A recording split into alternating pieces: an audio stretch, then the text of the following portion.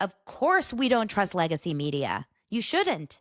No. Every time the New York Times posts anything, I go, okay, now let me read the truth. So what happens now that Team Baldoni dropped the subpoena on Taylor Swift, and how far does the corruption in Hollywood really go? On today's episode of Behind the Headlines, we're talking to Donna from the Daily Dose of Donna, who's going to get us all caught up on everything Baldoni and Lively. Show me life, show me love, make a change, time is up. Hey everyone, welcome back to ashleybinspiredtv. I'm a former TV news reporter and Hollywood actress taking you behind the headlines. Today's a good one because we are talking to Donna, who's the host of Daily Dose of Donna here on YouTube, Spotify, all your streaming platforms, and she's going to get us all caught up on the Baldoni and Lively case and what is going to happen now? What are our predictions? Where are we at?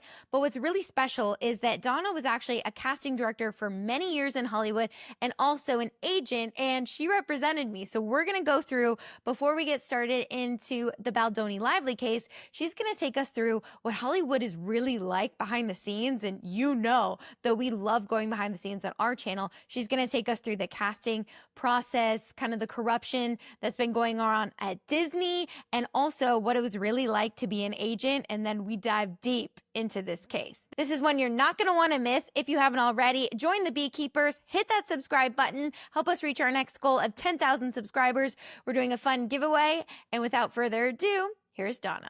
Donna Bowling, we are so excited to have you on Behind the Headlines.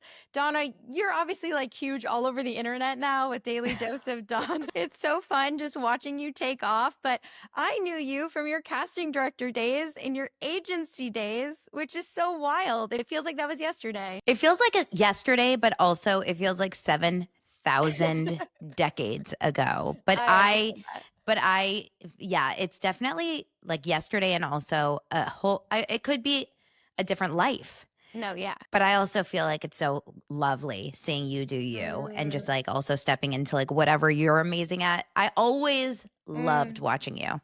Oh, you're so sweet. I saw your interview with Maureen, and you're like, Maureen, you're adorable. And I had triggers of like, oh, that is the type of hype that Donna is, which makes so much sense to me that you do live streaming and all of that, because you're so good at like hyping people up, bringing your energy, just like bringing community together. That's what I really love. So I think it'd be so fun of starting off with talking about your experience behind the scenes, because that's what we love on our show. And you bring so much to your channel. Like there's so many people who can recap things and give their hot takes, but you actually have insider knowledge. So, right? Yeah, I mean, I definitely know a lot that just from years of working in the world and then still knowing so many people that are in the industry. I mean, you know me from my past, right? So I'm born and raised here in LA, and I kind of grew up in the industry in a weird way because my dad was an OBGYN here in LA, and he delivered a lot of babies that were in the industry, like the parents were in the industry. Yeah. So when some of my earliest memories were going to set, and I remember being 7 and going to the set of Designing Women, which is such an old show, but Jean Smart, who's on Hacks now, she had her baby with my dad. And so my dad went to go visit her on set, like when she had just come back to work, which is so weird now that I think about it, like bringing your OBGYN to set and then his daughter, like why was I there? Now that I never actually put that together. I'm like, why were we there with Jean Smart on the set of Designing Women? But I was. And then I remember, being a little older and going to the set of Full House and meeting that whole cast. And I just wanted to be on sets and be around TV. And I was obsessed. I was obsessed with seeing how things were done. So when I graduated college, I worked immediately in casting. I started that whole side, and I made my way up and just kind of went from office to office until I started casting on my own with a partner, with Brandy, in my 20s and mid 20s. I was pretty young. And so we started doing that for years until we started as agents for 1 year, which was not a fun year for me. I was not, I did Really? not like, oh my God.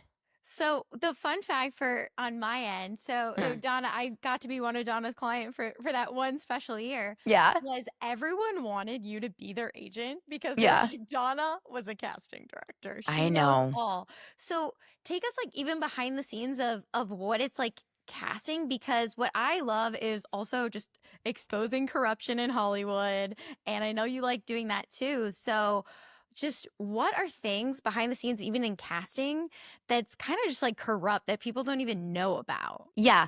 So we worked I worked in a lot of different spaces before I started as a casting director with Brandy. When I was a casting assistant, I started in the Disney space on That's So Raven. That was my first show ever with Raven Simone. Oh, And I was just so like deer-eyed, right? Or whatever they say, like stars in your eyes. I was so excited just to be there.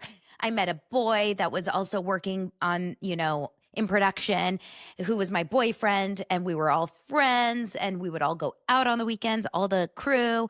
And I was like, this is heaven. So I was just blinded by any sort of corruption. And then I realized like a little bit later, I'm like, this is weird. One of the cast members who played Raven's best friend, who's 19 in real life, is dating a 50-year-old who's the second eight. That's weird. And then she also ended up starting to date a guy who worked on the show who ended up leaving his wife for her. Like there was a lot of weird shit like that happened like that, right? Sure. A lot of incestual stuff. Everyone's like hooking up with everyone. The producer's dating like the writer's assistant, like that kind of stuff. And I left that job. I ended up working for a casting assist. I was a casting assistant and then an associate. That's like kind of the ranks that you go until you're a casting director. For a big casting director who now is like in the studio network side. She works for a huge streaming service. She's like the head of casting at a huge streaming service. But she was a young woman as well. She was 30 at the time. But to me, she was, this like really professional woman when I got the job. And she was a freaking mess. She was beautiful. And I thought she was like the coolest thing ever. But she was going through a breakup and it was on a pilot.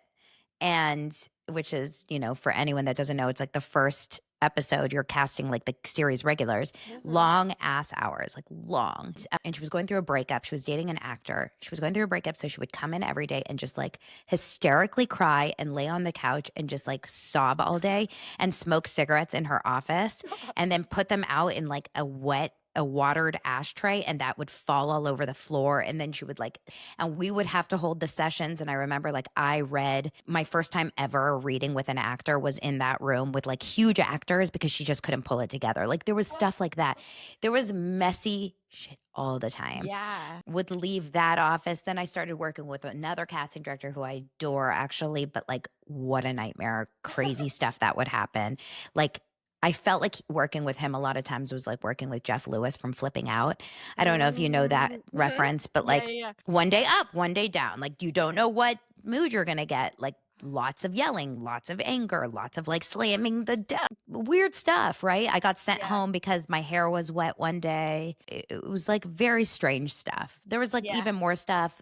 Like I can't even probably get into it, but maybe I'll write about it one day in a book. Deal with like the craziness of actors too, and their very egocentric personalities, or they're very hungry personalities of wanting to get the thing. So when I was working with adult actors as a casting director with these other casting directors, it was a different experience. Like I remember with one of them, I got to pre-read Amber Heard, and that was cool. Oh shit. And we ended up hiring Amber Heard on one of our pilots that ended up being a 6-episode show called Hidden Palms, and she was phenomenal. I mean, really a fantastic actress. This was she's a really great actress. Sure, yeah. But there was some really cool experiences like that. I remember getting to meet, what's his name? Like Milo Ventimiglia, like from Gilmore Girls, things like that I would grow up watching. And I was like, oh my God, this is so cool.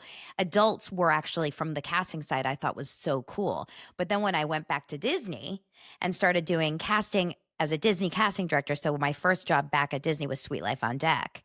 And that was finding Debbie Ryan. So Debbie Ryan was when Sweet Life of Zach and Cody became Sweet Life on Deck. So Ashley Tisdale left and then they went on the boat. I don't know if you were watching the show. Yeah. Debbie Ryan I live in Columbus and she lives here too. Yeah. Oh, no way. Yeah. So we did this whole big nationwide search, Brandy and I, and we were looking at tons of girls here in LA, and then of course tons of girls on tape. And it was at the time, it was like VHS tapes and DVDs. There was no, Oh my God. it was no online tapes. Yeah. So then we went and found Debbie Ryan, and that was like the first job of that like kind of sparked off this Disney series after series after series. The next one was, it was called Dance Dance Chicago, which was Shake It Up. And that was Zendaya, and finding, Zendaya and Bella Thorne. Bella Thorne at that point, she had done a ton. Zendaya had not. She had just done some print ads in Northern California. But we had some really, really back to back really cool experiences of finding some really great young talent and bringing them to Disney. What was wild was seeing the behind the scenes of the process of finding those Disney stars and seeing like what the Disney executives would say in the casting sessions of why those kids couldn't get it, or why they did get it, or what their face needed to look like, or what, Yeah.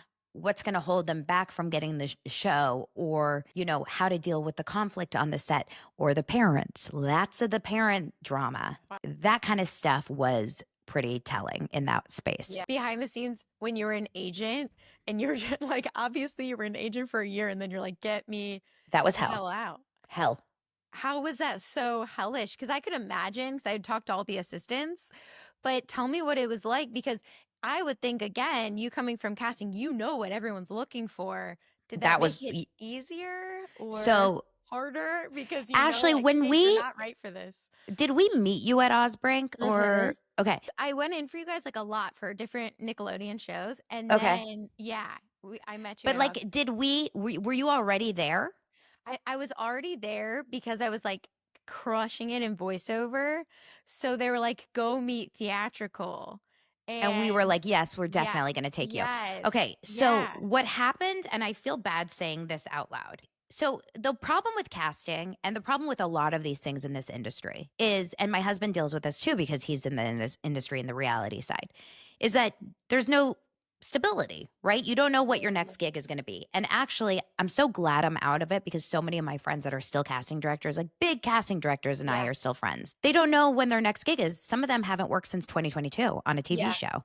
So I'm so glad I'm out of it, because I can't handle that. Like I'm a workhorse. You are too. Yeah. And I forget about the fact that I need to make money. My mental health can't handle it. I'm glad I'm out. But a lot of my series regular friends, even, they're still out of work. Like they've been out of jobs for a couple years now because of all the strikes, COVID. It's horrible for your mental health if you need to have stable work just to feel good about yourself. It's like not going to the gym when you're used to it. It's horrible. Yeah. So I felt really, really unhappy because I was losing my ability to just stay. Like we had just cast a pilot we had cast Stuck in the Middle, which is a big Disney show. And we had worked our ass off on the pilot for the show where Jenna Ortega is the lead. Okay. Gotcha. So as you guys know, Jenna Ortega, Wednesday, huge actress. Huge. We worked so hard. It was a huge cast, like 7 kids plus the parents. We cast everyone. We're working so hard, Brandy and I. I am this pregnant, right? Like I'm so pregnant with my second kid. No problem. I already have a kid at home, but it's okay. Working our butts off. We find everyone. We go through the process, the motions, we do it. Now, the pilot gets picked up to series. I have a 12-day-old baby at home, and we get a call from the head of casting at Disney and says, good news, the pilot got picked up to series. Bad news, you guys aren't going to get on the show. And they end up saying, we're going to do... You guys were the ones that cast the pilot. Yeah. Because this is how shitty Disney treated us. So Disney treated Brandy and I horribly all the time. They always threw us, they always gave us the shit end of the stick. We worked so hard and they always treated us badly. We were never their favorites. Like we always felt like they treated us badly. Yeah. And I'll say it out loud now because I will throw them all to the wolves. I don't care. I don't care about it. It's like, it was such a political corporate, we had to kiss their butts so badly at the time. And I'm so done with that. And anyway, I felt, and I was so postpartum. I was 12 days postpartum. Can you imagine how Oh my horrible that is God, to no. get? And I was so scared, but at the same time, I'm like, and it was an hour before we were taking like our newborn pictures. So I was out of a job. We were out of work. We were like, okay, hopefully something else comes. And this was a time where I was like, I remember Oliver was born in June. So we were like, well, there's new stuff that will be coming, hopefully. We had relationships with Fox. We had a relationship with other places. So we were Sure. like, hopefully something happens. But nothing was really kind of happening. It was a weird time. I think people were scared knowing that I had just had this baby. Like, she may not be the one, maternity leave, even though I was like, I'll get a nanny. Like, get me out of this house. Like, I was not a stay-at-home mom. 2 weeks in, you're like, that was enough of that. I was like, I'll pump. Get me out. Like, just like, I don't care about, I'm just not that mom. Like, I didn't want to No, be at yeah. home with the baby. Oh, I would do like a month or two, but I couldn't be there for months and months. And so, long story short, Cindy Osbrink, bless her heart. This is not anything bad about Yeah. Osbrink. I love the people at Osbrink, by the way. It has nothing to do with them. But they reach out to us. An agency reaches out to us and says, I have this opportunity for you to come in and be full-time, like stable Yeah. agents. And I was like, oh, this is exactly what we've needed. Like, Yeah. we will have a place to go every single day. We will have a paycheck every week. We Mhm. will have, like, we don't have to question when our next gig is. I work a mile away from home. Like, it's perfect. Yeah, amazing. It's like Except- what everyone wants because everyone is gig to gig in Hollywood, pretty much. Yeah. Exactly. And we were like, whoa, this is amazing. Like, and then it's commission based kind of like, and then you can like get 10, you can get all the best actors in LA and oh my God. Yeah. And then you realize when you're on the other side in casting, you're buying in the sense that you're sitting back. I mean, I'm making it sound really nice, Yeah, right? you're But like you're, come to me. yeah, you're sitting back and you're like, nope, nope, nope, yes. You don't really do that. must But like, feel so good though. Yeah. you don't really do that, but you like have the power Sure. in the sense that you can just kind of go like, no, I want next. Okay, that's the one. And you end up basically having your pick of the litter. Yeah. But when you're an agent, you're given very few choices of good actors because most of the amazing actors are already taken. They're with and we weren't with for adults. We were not with an A-list agent. Osbrink I don't know how they are now. I don't even know if they have adult theatrical. But at the time, they had an amazing children's and an amazing voiceover and commercial. So we were like building this, and we did get some great talent, actually some really good actors like you. We had some favorites. Mhm. But the truth is that we could not get our clients appointments and we could not get our clients booked. We Oh could my get God, them so hard. appointments. We could get them appointments. I remember because we had a lot of casting directors that were our friends and they were like, yeah, we'll see them. We couldn't get them freaking booked. Yeah. And I was like, now that we know what's on the other side, we get it.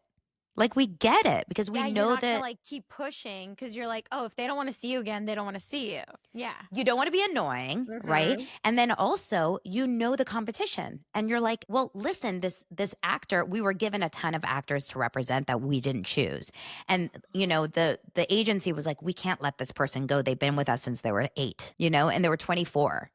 They've been with us forever. And the guy would come into us and go to us and say, Brandy, Donna, I can't pay my rent. Like, you guys have to get me a job today. And I was like, well, you also have to learn how to act. Like, I don't know what to do. I mean, it was horrible. And then also, and this goes past it. It was a desk job. I mean, you're sitting at a desk, Yeah. you're clicking. And I was so bored with that because I'm a creative person. Yes. And I like, things changing all the time. Casting is also a little boring to be honest, too. But at least the scripts change every week and things are new and you can see new people and you can go and you come and go as you please. There was none of that. You had to be at work at 10 and you left at 6. And I was like, oh, this is not my thing. You are such a personality, Donna. Like because it was so different just seeing you pop up on my YouTube with your amazing coverage. Obviously, I'm sure everyone watching has already followed you. Oh, God. Watching your coverage on Blake and Baldoni. We're going to get to that in a little bit. Your Karen Reed coverage, just your Diddy coverage, like everything, right? When I saw you, I was like, this makes perfect sense. Donna's such a personality, but we didn't even get to see that side of you, really. So what made you say, I'm going to pick up a microphone? Because I went back, Donna, I did my digging. Okay. And you might have hid some videos, maybe not, but I felt like I watched like if you go to earliest uploads, I watched some of your earliest stuff, and you came out of the gate and you're like, welcome to Daily Dose of Donna. I'm like, she's a star. Okay, So, well, it's really weird. Number one, I always used to say this to anyone that would ask me about like career stuff. I would say like, what did you want to do when you were 7? And like, Ashley, what did you want to do? What were you doing when you were 7? just anything Hollywood. Like I was Yeah. always trying to get my family to, I didn't know what exactly, if it was like to be an actor, to be a singer, You but wanted the attention. You wanted to be Yes. performing. yes. So I was a very, very, I love to talk and I wanted to talk to people and I wanted to have a microphone. I didn't know in what way, but I had a show called The Donna Diamond Show when I was 7 years old. And it was like, at first it was just like a tape recorder. My mom got me a tape recorder. And then when we got like a camcorder, I created a talk show and I wanted to be like a Barbara Walters. So I always had this like weird Oh my podcasting God. side of me. Love that. But I never took it seriously. I didn't go into like broadcast journalism or anything. I guess like my confidence kind of waned when I was in high school. I did theater in high school, but I didn't want to be an actress. I think my confidence, I lost a lot of confidence in high school. Up until 8th grade, I was like the popular girl. I was smart. I had all the attention. I wanted to be the performer. I was on stage. In high school, I started to lose all my confidence. I started to get bullied. I started to not really like the way I looked. I felt like I didn't like who I was. I lost my light. And I would do some plays, but I would get small parts. I minimized myself. Yeah. And my grades fell in high school. And then when I went to college, I found my way back a little bit. And I was like, I love the industry. I love TV, but I want to be behind the scenes. I always just thought, okay, I'll just work in it, but behind the scenes. And then working in casting made sense because then I'll be in the industry. But I'll just help other people get their jobs. And that actually really does work in this space because I can visualize how people can do it and I can help people get there. There's no question. But what happens is when I left being an agent and I kind of had a moment of like, I did have like a midlife crisis moment. Yeah. Because I didn't have a job and I didn't know what I wanted to do. And Brandy wanted to go back to casting. And she still does a little casting here and there, but I knew I didn't. I knew I didn't want to go back to casting, but I didn't know what I wanted to do. And so I did have like a come to Jesus moment where I was laying in bed and I was like, what should I do? So my first thing I did was I created an acting coaching business from home. Yeah. So I started coaching actors, but then it kind of turned into coaching entrepreneurs to do online content because I was really good at helping people get comfortable on video, and which comes from casting. Yep. So I was doing that like around COVID, which worked out really well because there was no industry really. Oh, it's perfect. And then I was helping a lot of people build their Instagram. And then I started a podcast helping people show up on video. And so that was my industry. And then January of 2023, I was walking and I thought to myself, like, I'm feeling bored because this is who I am. I'm always bored. Yeah. And I'm a Gemini. I don't know if that's something in just like my whatever. I'm always just like, I need to keep like updating myself. And I love reality TV and I love celebrity and I love pop culture and I want to talk about it every day, all the time. And you know the Toast podcast? Yeah. Yeah. So those girls, I love their show and I was listening to them and I love the fact that it's a daily show. The problem is that a lot of their stories skew younger. So they were talking a lot about like, honestly, they were talking about like Kylie Jenner, like things that I'm like, I'm not interested in Kylie Jenner and Timothy Chalamet. You know what I mean? I don't I'm like, get the who? hype of Timothy. I'm like, he looks like he's 12 years old, but Exactly. We're too old. yeah.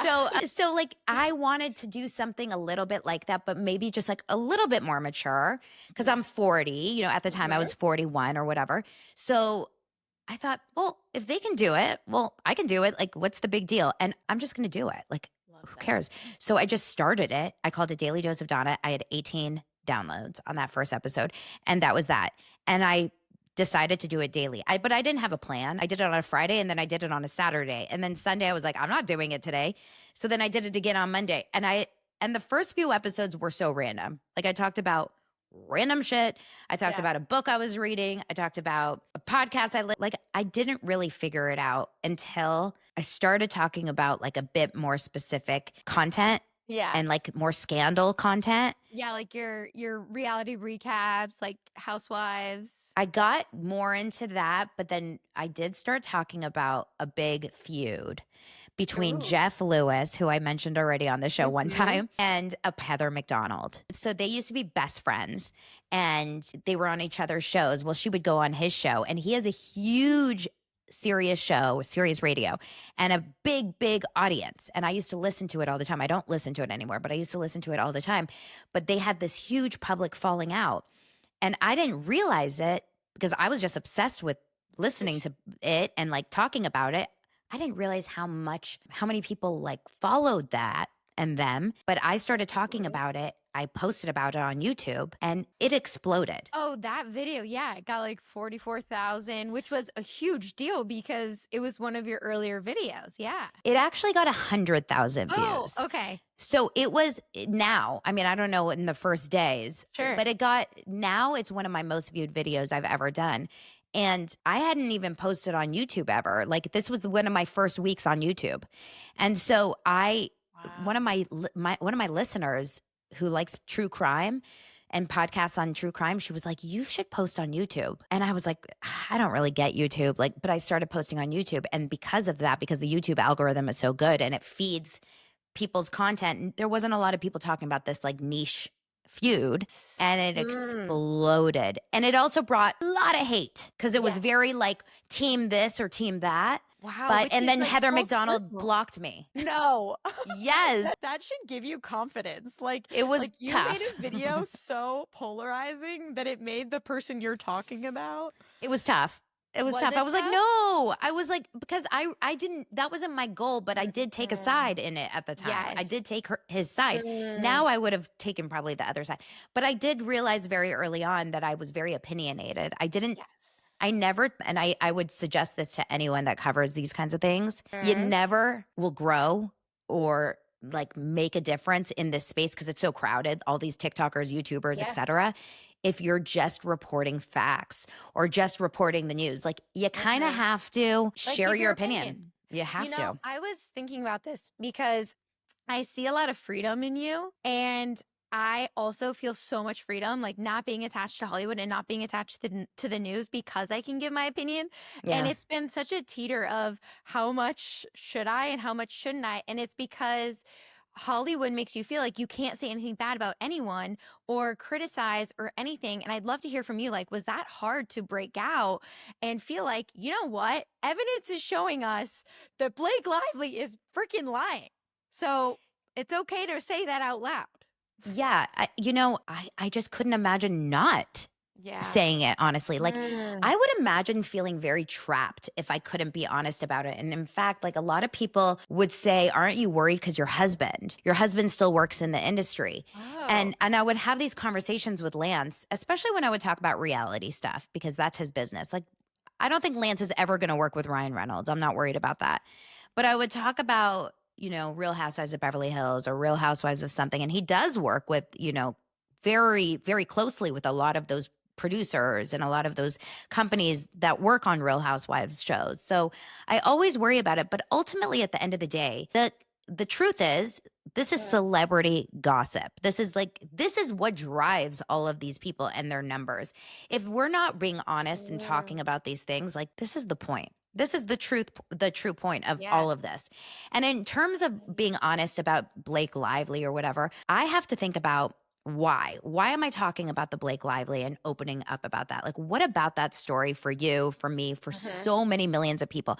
Why did it connect to us so much? It's not because we're trying to attack Blake or take her down or cancel her. It's because we desperately feel like Justin Baldoni has been wronged. I think, for me. Yeah, it's like I feel like what I've been just analyzing is the corruption of the elite of Hollywood and how they've just been manipulating the narrative for so long, and to see it being done to Justin, because I, like yourself, I know I saw you saying you believed Blake in the beginning, right? For 10 days. I know. And immediately when they started doing red carpets, I was like, why isn't he with her? Like, so weird. And then when I saw her complaint come out, I was like, oh, that's why. Oh my God. And then obviously evidence comes out.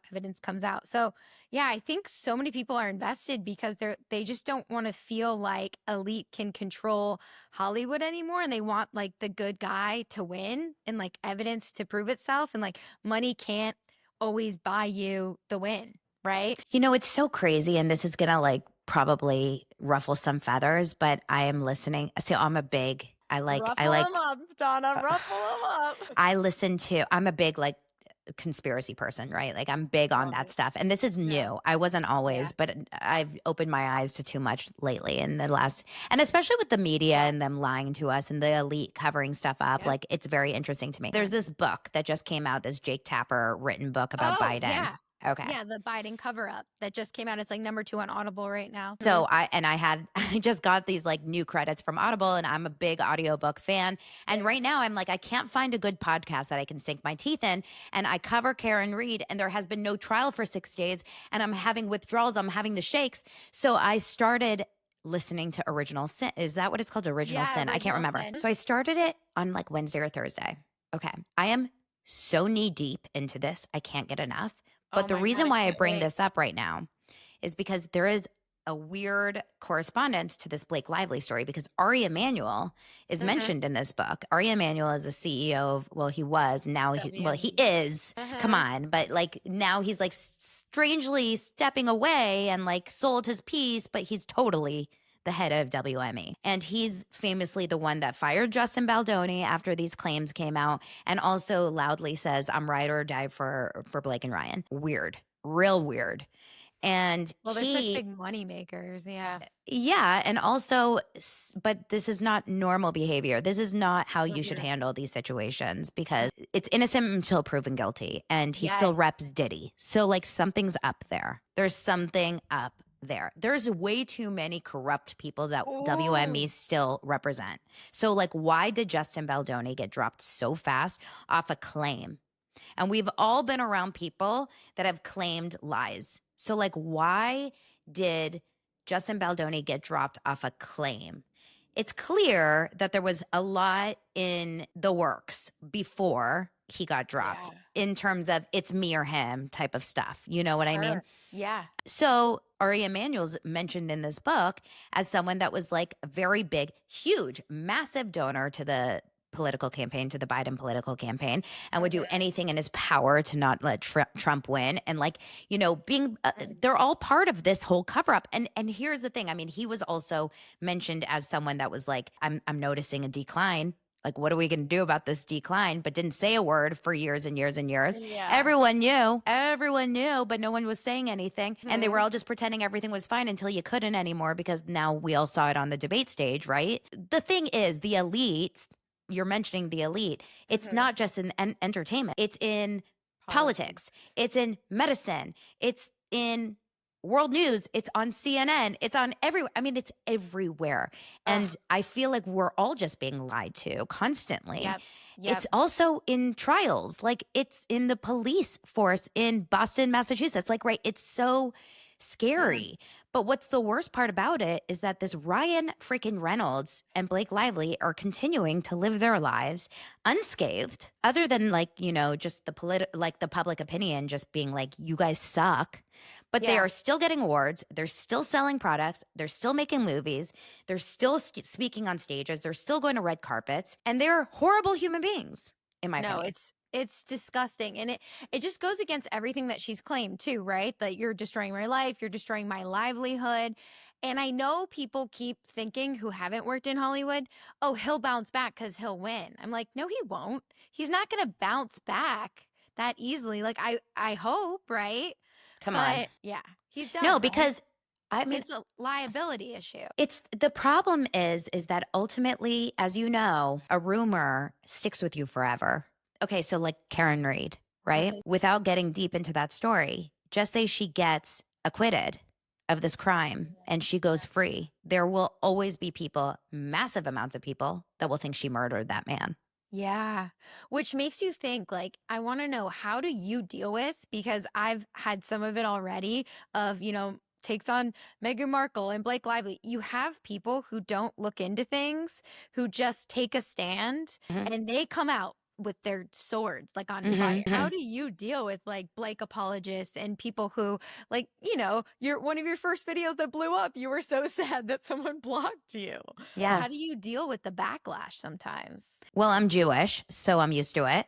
No, I'm serious. No, like I say that because of all the anti-Semitism. My mom's half is Jewish. And I Okay. know that's something, and I do want to applaud you for standing up for so much of the evil right now. It's really disgusting. wild. It's been out of control, but I think it's like it's given me a sense of like a shield to some of this, because I'm like, oh, I'm so used to like the worst things being thrown at me that if you want to call me a misogynist about Blake Lively, like bring it. Who cares? Yes. Because honestly, the people that are fighting so hard for Blake Lively and Karen Reed, these are or against Karen Reed, I should say, and for Blake Lively, it comes down to this. I am so open to Blake Lively being innocent of or having been sexually harassed, just say, and Karen Reed being guilty, if the evidence proves it.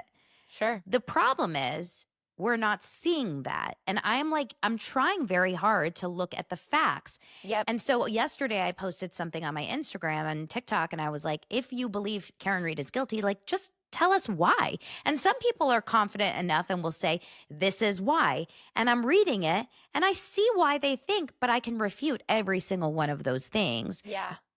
In fact, every single cross-examination that we've seen in the trial has refuted every single one of those with factual evidence. But some people just want to believe what they want to believe. So maybe they believe all police. Maybe no matter what, they believe police. Maybe they're so against drunk driving that they will never believe that a woman who drunk drove didn't commit a crime. Maybe they immediately are convinced that because they heard her leave a voicemail saying, you know, I fucking hate you, they immediately believe she did it. Maybe with Blake Lively, they will never not believe a woman. Like they are 100%. But that's another thing. It's interesting. It's like, I will always believe a woman, but I won't believe Karen Reed. Like it's an interesting dynamic, right? Yeah. It's just like taking a stance and not hearing the evidence that presents itself, which I think can create a very tricky world out there. How do you feel about, I feel like legacy media is really trying to discredit everyone like yourself, like Kirsty Flaw. You know, I've chatted with her and she was amazing as well. And she's been reporting on this since the beginning too. They're trying to discredit everyone, calling us mommy sleuths, saying, you know, oh, these people who are obsessed. And I'm like, these people are reporting on this stuff much better than you guys are. Well, because I think that we take it away from them because number one, they're not relevant at all. I'm sorry. No one's going to Entertainment Tonight unless you're maybe over 60 years old. I don't think. People are not going to Entertainment Tonight to get their nightly news unless they're of a certain age. But it's funny because I was just doing my other podcast. I have a podcast called Just Jew and Me with my friend who I've known since I was 16. We were talking literally about legacy media just today and like how it's changed so much. And we were saying that, you know, our parents' age sit at home and they watch, you know, CNN all day or Fox News all day or whatever the hell they watch, but they'll watch that. But our age range, 40s and under, we're not, maybe we'll watch a segment here and there, or like if there's a debate or maybe live coverage of something that's happening currently, breaking news. For the most part, we're getting our news on Instagram or X. Like I will watch certain, you know, independent reporters that I like following. There's like a few different reporters that I like covering but I get the quick news on Instagram, on TikTok. I don't trust everyone I see, but there's a few trusted people who I can vet that I know that I trust. And that scares the crap out of legacy media. So of course they want to deny us, you know? They want to discredit us. I said something like that. I said what the media is so obsessed with right now is trying to control the narrative, and they are losing control. And some of my former fellow reporter friends, they got mad at me, and I'm like, I'm sorry that I'm saying the truth right now. you know? Yeah. So this But is this happens all the time, that these lies get spewed, and it's very strange because the New York Times, for example, is a huge problem. The New York Times, and this is not the first, when the Blake story came out, I didn't read the New York Times article. I read the TMZ headline. TMZ posted the headline saying Blake Lively files a complaint of sexual harassment or whatever, because that came out before the New York Times article by an hour or two. And that was done on purpose, remember? I don't know if you remember this. No, yeah, I And remember. I there was didn't like a know big that drama. TMZ did it first. Yeah. They got the story like an hour before the New York Times posted it. And it could have been because of Brian Friedman, and I don't remember exactly why. The New York Times article came out like an hour or two later, but I had already known the story. At that point, we were all Team Blake, or most of us, not everyone, of course, but a lot of us were Team Blake in total believe Blake mode. Sure. And reading the New York Times, for those many days, I was like, wow, immediately thinking like they're a stand-up, newspaper. In my mind, I haven't always thought this way, but of course, in this case, I'm going to believe what I'm reading. Yeah. But the more that's come out, obviously, you're like, whoa, you literally are playing a part in telling lies and fabricating a story without doing your due diligence and fact checking. And you're ruining a man's life, not a man, his co-worker, his other co-worker, all of their wives, another woman, Jennifer Abel, another woman, Melissa Nathan, another man, Jed Wallace, and all of their husbands and wives, and all of their parents' lives, and all of the different tangents of people whose lives are getting ruined by this. Sure. You didn't even check facts. And then, back to the Jewish thing, how many times the New York Times have misreported on that war? It's wild. There's so many lies that are constantly getting spewed by articles that we're just reading. Of course, we don't trust legacy media. You shouldn't. No. Every time the New York Times posts anything, I go, okay, now let me read the truth. I don't trust anything they say. Oh my gosh. And that was the first time for me that I was like, oh, wow, you've really lost me. And it makes you think, now I need to check everything that I've ever thought about the New York Times, right? They're not legitimate. No. It's so crazy. My question for you is, now with all these people coming out, yourself, you have your daily show. How do you make sure we don't become legacy media, because they're also trying to get the click and we're fighting for, the click, so to speak. How do you kind of check yourself to make sure, hey, let me make sure what I'm reporting on, what I'm sharing is what I believe accurate. Is factual and accurate. Yeah. Yeah. Well, so I think you have to make a distinction. Like, I'm not a journalist. I've never claimed to be one. I never went to school for one. New York Times, they're journalists, right? Yes. And so that's really important to distinguish. Like Katie Couric, she posted a huge, big lie the other day. It was propaganda, and it was a very, very damaging one. But she's a journalist. Like, it's not okay. And it's different when she posts it versus just like a TikToker posting it, right? So you have a very important duty if you're like a newspaper or a journalist. As a podcaster, anything we say is always going to be based in opinion. It's not going to be fact, but I will always just report, what I'm reading based on TMZ, Deadline, whatever. Sure. But it's usually opinion based. And a lot of times what we're reading is not going to be true. But I think the reason is I'm not bought out by anyone. Like, I'm not, all those big companies, whether it's legacy media and New York Times, CNN, Fox News, they all are, they all have corporate owners. Yeah. So they're not independent. They don't have the ability to just speak for themselves.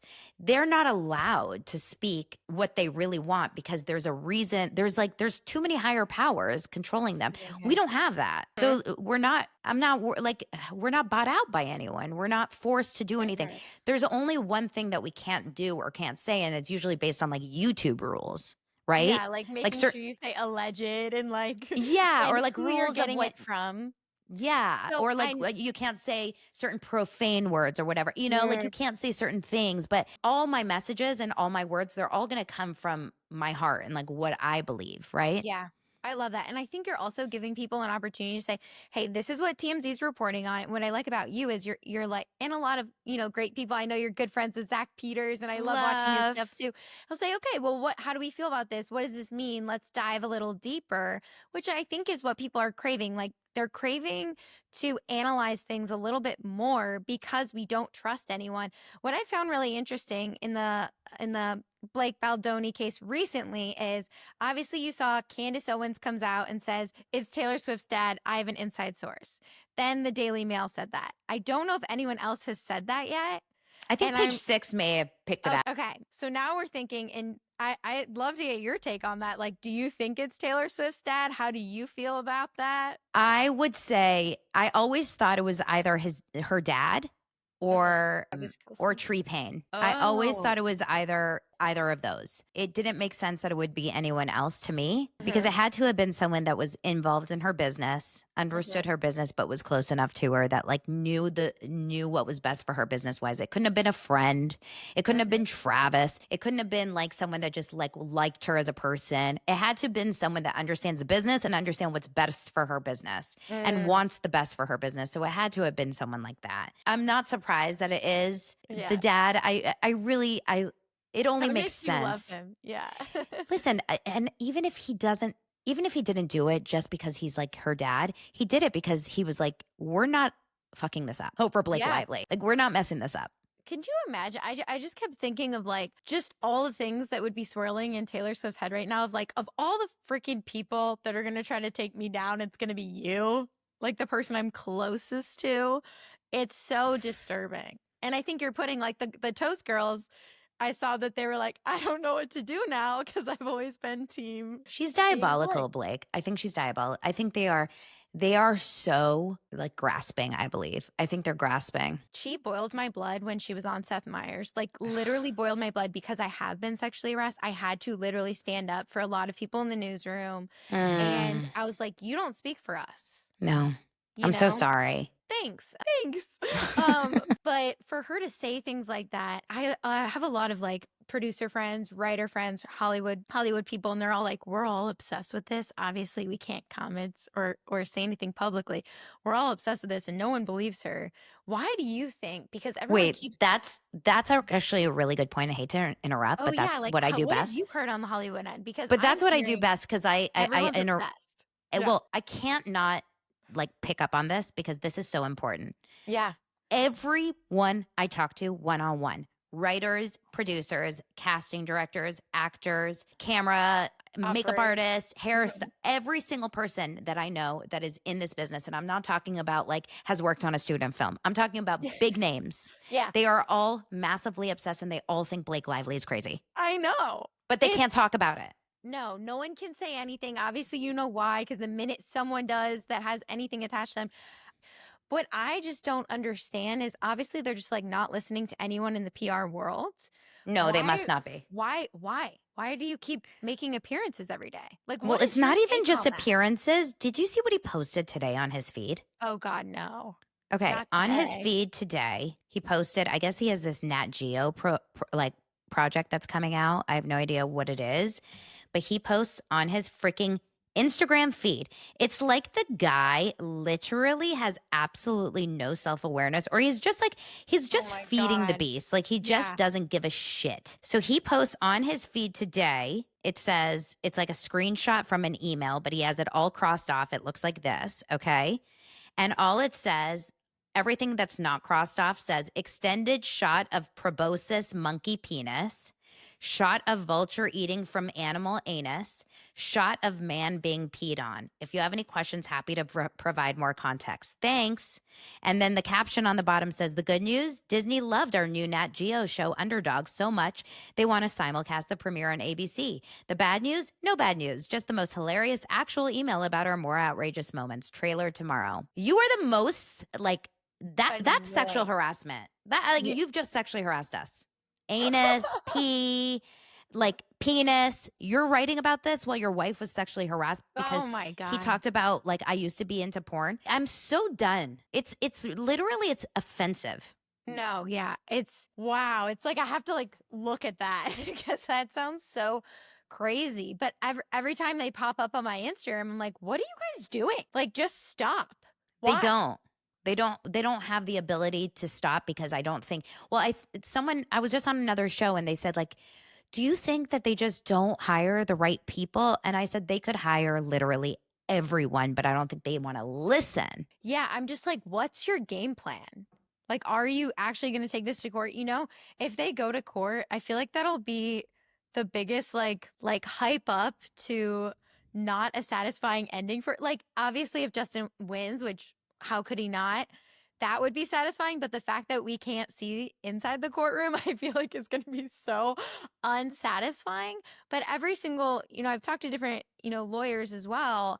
And they're like, why would you ever not settle this out of court? And now I'm just wondering, I'm like, what would have to be done? Because are they still saying that they have the smoking gun of, because I know they were saying like, we're going to have Sony producers and people from the set speak out in court. Like, are they still saying that? Because I noticed, obviously, everyone's backpedaled. Like, I'm stalking, like, Jenny Slate's Instagram and, Isabel Ferreira and all those people. No, I have no idea. I have no idea what's going to be. I don't think they have a smoking gun. We would already know. Right? I don't think they have anything. I think they just have, like, ego and Delulu. Yeah. Like, a nice mix of ego and delusion. You're just like wasting money. That's the game. I don't think that they'll ever be able to admit that they're wrong. No. That would be crazy. Narcissists don't do that. Yeah. My theory is that like after this, she's going to go into a rehab and like claim she has a mental breakdown, because that's like the one thing that people could be like, oh, we have to support this mental breakdown thing. I don't support her mental breakdown. I don't think any of us do.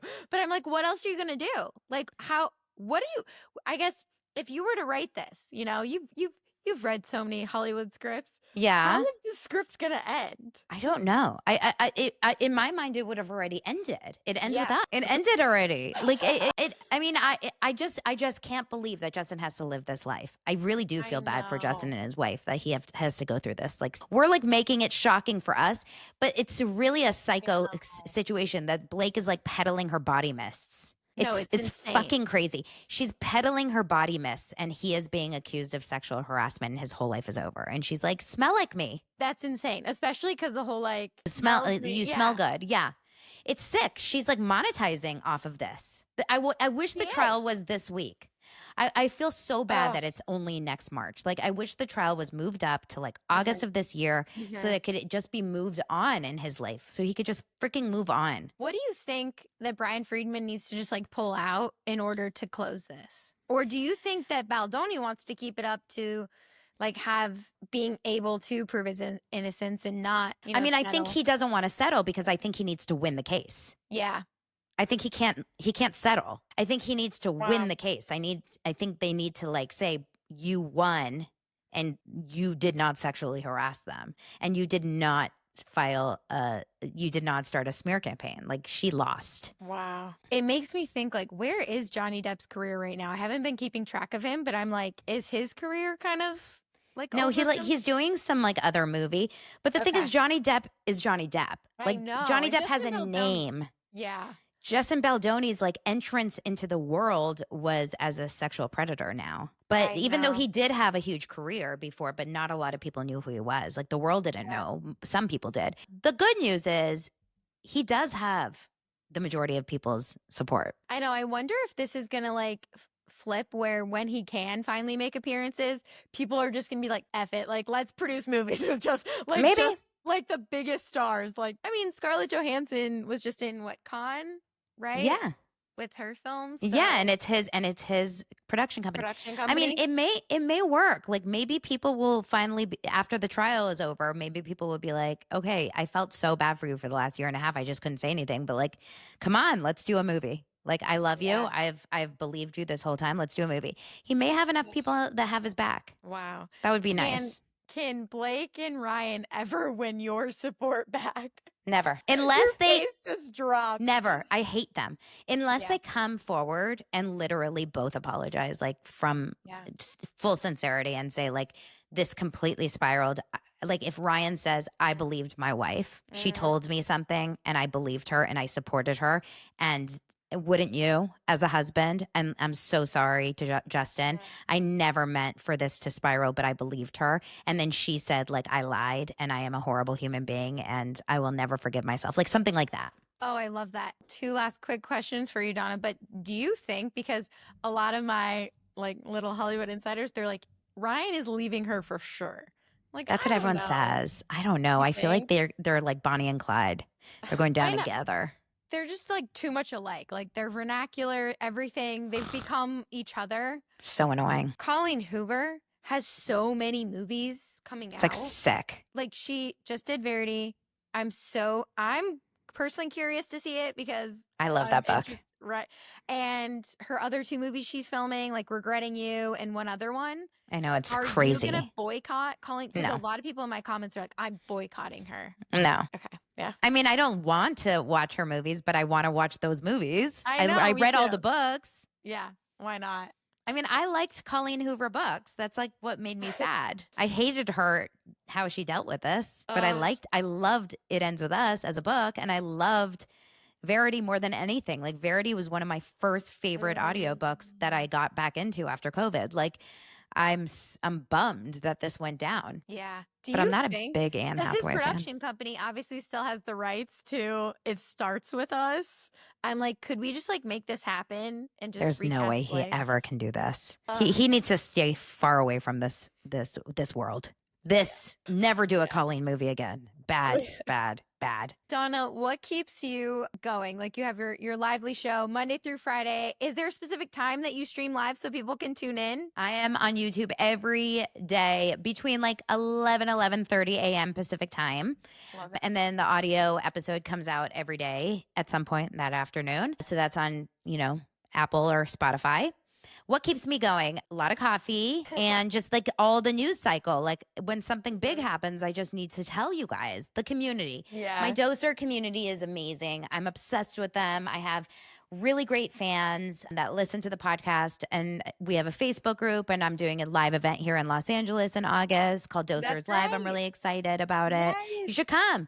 And then I'm gonna be in LA in like a few weeks actually. oh, So cool. Well, maybe yeah. we can get together. That's what I was thinking. You're also coming to the East Coast. Definitely check out Donna's Patreon as well because she releases her arm workout. So Oh my God, I gotta did that join last the week. Patreon. I actually, right after this, I'm recording this week's Patreon, but I'm not doing a workout. I'm just Oh, I doing love it. that's where I like give you all my good insider tea. Yeah. No, I love it so much. Donna obviously brings so much personality, so much fun. Like even on heavy things, I feel like you bring the fun, you bring the energy. And what I love most, because you do live stream, is that you're so about the community. And Aw. you always give people, even if you don't take their side, you always give them the benefit of the doubt. And I think that's so important in today's super divisive world. Yeah. So I just want to thank you so much, Donna. Thanks, Ashley. Well, you're doing so Yes. great too, and it's so fun chatting Thank with you. you. You're a ball of sunshine. You too. Thank you so much. I really appreciate it. And I'll definitely hit you up when I come to Please LA. do. Donna is so much fun, and I love that she was just taking us behind the scenes of casting in the agency world, and also just like where we're at right now with the corruption in legacy media, which is why we have to continue to go behind the headlines. Thank you guys so much for joining us. If you haven't already, I want you to catch up on our pop culture playlist right here, where you can catch up on everything that we've been covering. And if you haven't already, hit that subscribe button. Join the Beekeepers. We will see you in the next one. Show me life, show me love.